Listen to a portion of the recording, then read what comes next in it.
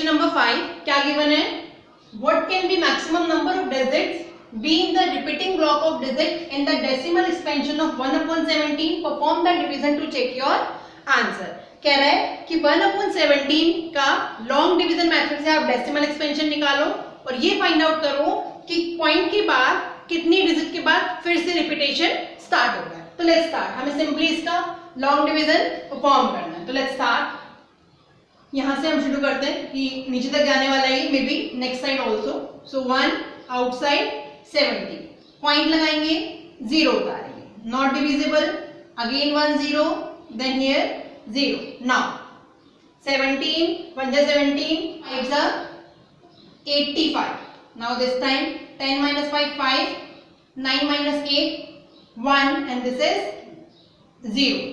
ठीक है, नाउ 15 आ गया, नॉट डिविजिबल, तो हम 0 लगाएंगे, अगेन 17 8 जा 136, 10 minus 6 4, 4 minus 3 1, again not divisible, take a 0। now this time 17 8 जा, again 136 4 0 0, now not divisible, point लगा हुआ है तो 1 more 0, 17 2 जा 34, 6 will be remainder, now again 0, 17 3 जा 51, 9 will be remainder, again 0, now this time 17 5 जा 85, now 5। ठीक है, now this is not divisible, not visible ना, so I'll write it here। ठीक है, क्या आया था 90 85, और यहाँ देखिए मैंने ये वाला ब्लॉक फिर से लिखा है, ये वाला इधर, तो 10 minus 5 will give us 5। ठीक है, now I have done the full long division। ठीक है, देखिए जब मैं 1 रिमाइंडर तक आई तो मैंने क्या देखा कि 0 5 फिर से रिपीट होना स्टार्ट हो गया। इसका मतलब कि हम इसको रिप्रेजेंट कैसे करेंगे, देखिए मैं यहाँ लिख रही हूँ, कैसे रिप्रेजेंट करेंगे इसे, 0.05 88 23 52 94 117 647, और 7 के बाद फिर से रिपीटेशन हो रहा है ना, तो इस पूरे पे क्या लगा देंगे हम, बार। तो ये तो हो गया इसका डेसिमल एक्सपेंशन। अब हमसे क्या रहा था, maximum number of digits be in the repeating block of digit in this expansion. अब इसमें कितने पॉइंट के बाद कितनी डिजिट आ रही है और कितनी डिजिट्स के बाद रिपीटेशन स्टार्ट हो रहा है। तो just do one thing, count all the digit after the point.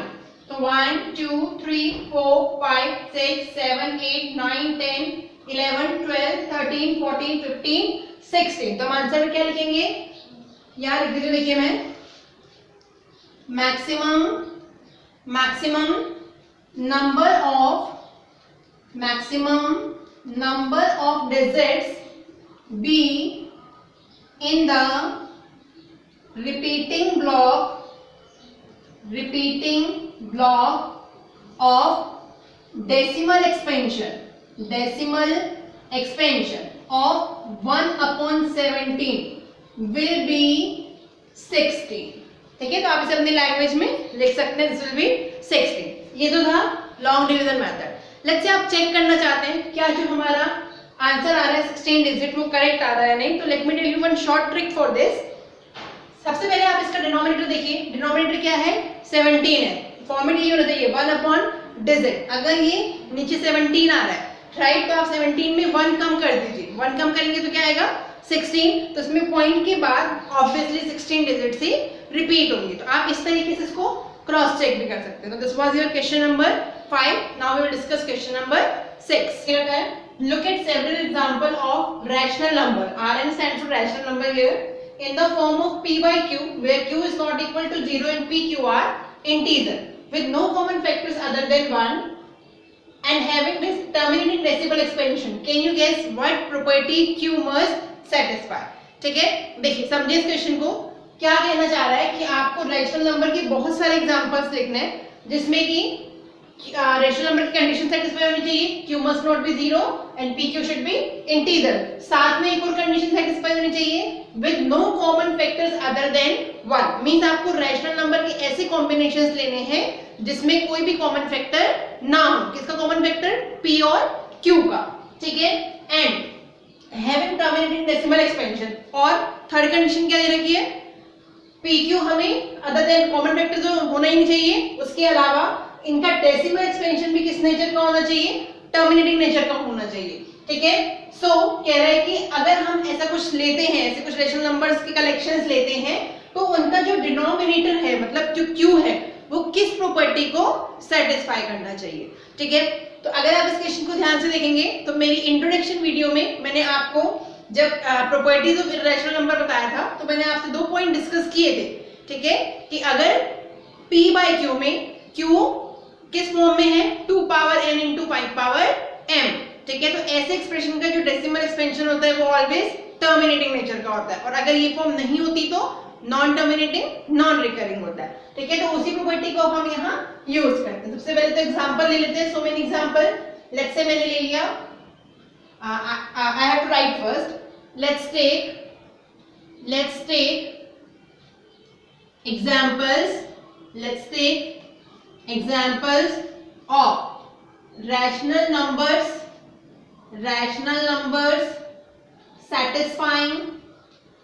satisfying above properties, मतलब सारी प्रॉपर्टीज उसमें कह रखा है उसको सेटिस्फाई करना चाहिए, सेटिस्फाई above properties।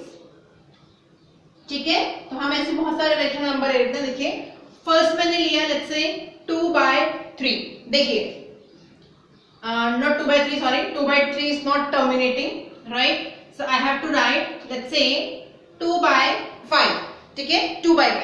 अब आप 2/5 को देख के बताइए बेटा, क्या 2/5 में अदर देन 1 कोई कॉमन फैक्टर है, मतलब 2 और 5 दोनों का ही कॉमन फैक्टर क्या है, 1 है, इनके अलावा कोई अदर फैक्टर है, नो।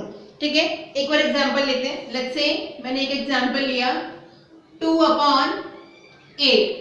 क्या मैं ये ले सकती हूँ, नो, बिकॉज 2/8 में आप देखिए P और Q दोनों का ही 1 फैक्टर तो होगा ही होगा, उसके अलावा दोनों का एक फैक्टर और होगा, दैट इज 2। देखिए 2 से कट रहा है ना, ये 2 1 जा 2, 2 4 जा 8, तो इसका एक फैक्टर 1 तो फैक्टर है ही, साथ में 2 भी इसका एक फैक्टर। तो this is my wrong example. आपको समझ में आया कि एक्चुअली हमें क्या करना है, हमें एग्जांपल्स ऐसे लेने हैं कि अदर फैक्टर 1 के अलावा कोई और भी ना हो, और दूसरा उनका जो एक्सपेंशन है वो भी टर्मिनेटिंग है।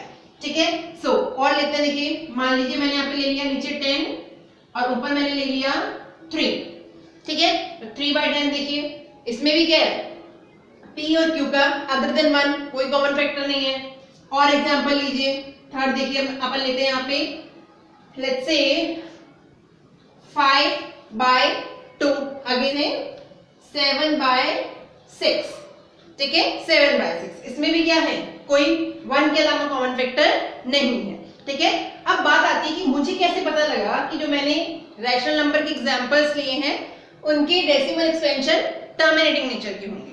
ठीक है, तो देखिए उसके लिए मुझे प्रॉपर्टी पता है, इसलिए मैंने वही एग्जांपल लिखे जो उस प्रॉपर्टी को सेटिस्फाई करेंगे। ठीक है, now let me tell you कि क्या प्रॉपर्टी मुझे पता थी जो मैंने यहाँ यूटिलाइज की। राइट, फर्स्ट एग्जांपल की मैं बात करती हूँ। फर्स्ट एग्जांपल मैंने क्या लिखा था बेटा, 2/5। क्या डिनोमिनेटर को मैं 2 power n into 5 power m की फॉर्म में रिप्रेजेंट कर पा रही हूँ। चलो देखते हैं 2/5 को क्या मैं ऐसे लिख सकती हूँ, 2 power 0 into 5 power 1। Obviously yes, 2 power 0 कितना होगा, 1 ही होगा, तो सिंपली मैंने 5 को 1 से मल्टीप्लाई कराया, कोई फर्क पड़ा, नो।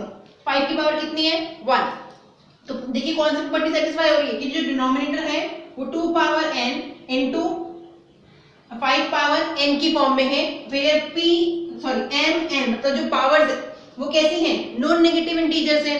ठीक है, सो ये प्रॉपर्टी क्यों होल्ड कर रहा है for this case. Right, second example हम लेते हैं। लेट्स से सेकंड मैंने लिखा था 3/10। देखिए क्या 10 को मैं फैक्टराइज करके 2 क्रॉस 5 लिख सकती हूँ, ऑब्वियसली यस। 3 2/5, दोनों की पावर बोली कितनी, 1 तो क्या denominator 2 power n into 5 power m की प्रॉपर्टी सेटिस्फाई कर रहा है, वेयर nm मतलब पावर कैसी है, नॉन नेगेटिव इंटीजर है, तो यहाँ भी सेटिस्फाई हो रही है। राइट, थर्ड एग्जांपल लेते हैं। थर्ड मैंने लिया है 5/2। चेक करते हैं इसमें भी हो रही है नहीं, तो इसको मैं 2 इंटू 5 पावर 0, ऑब्वियसली लिख सकती हूँ 2 पावर 1 इंटू 5 पावर 0। आप देखिए यहाँ भी वाली प्रॉपर्टी लग रही है क्योंकि ना। फोर्थ एग्जांपल हम लेते हैं 4। अब इसको देखिए, ये मैंने जानबूझ के ऐसा केस लिया है जिसमें प्रॉपर्टी नहीं लगेगी। देखिए 7, अगर मैं 6 को फैक्टराइज भी करूं तो मुझे वेक्टर्स कितने मिलेंगे, 2 क्रॉस 3। क्या यहाँ पे 2 power m into 5 power m की फॉर्म मिल रही है, नो। ध्यान रखना बेटा, ऐसा नहीं होगा कि 2 की पावर की फॉर्म मिल गई तो हम इसको कह देंगे हाँ सेटिस्फाई हो गया। दोनों 2 क्रॉस 5 दोनों मिलने चाहिए, 2 power n cross 5 power m दोनों मिलने चाहिए, तब हम प्रॉपर्टी को लगाएंगे, अदरवाइज नो। ठीक है ना, तो ये 2 क्रॉस 3 की फॉर्म बन रही है, ना कि 2 क्रॉस 5 की। तो हम क्या कहेंगे, केवल इस केस के लिए ये प्रॉपर्टी होल्ड नहीं हो रही है, राइट। तो क्या मुझे एग्जांपल लिखना चाहिए था, नो। मुझे कौन से एग्जांपल चाहिए थे जिसमें कि कॉमन, देखिए क्योंकि इस प्रॉपर्टी को सेटिस्फाई कर रहा है ना कि other common factor other than 1 नहीं होना चाहिए, तो दैट्स व्हाई मैंने एग्जांपल लिखा, तो उस पॉइंट ऑफ व्यू से करेक्ट है।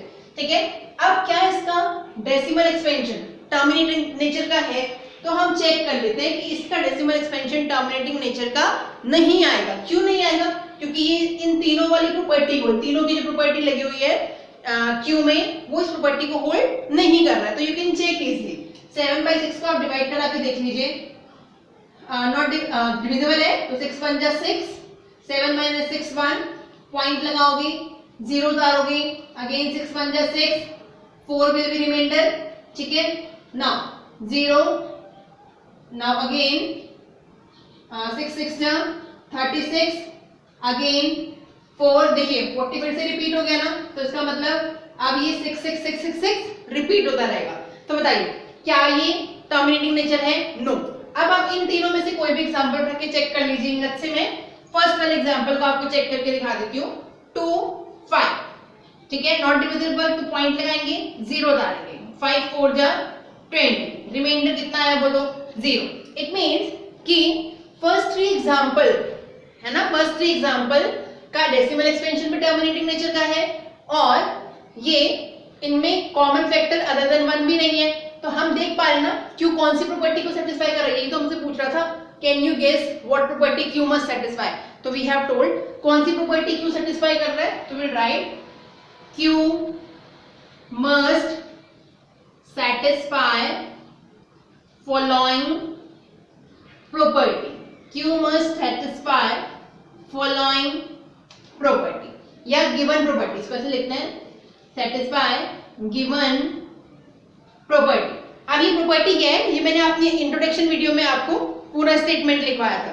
ठीक है, फिर भी मैं एक बार लिख देती हूँ, Q must satisfy given property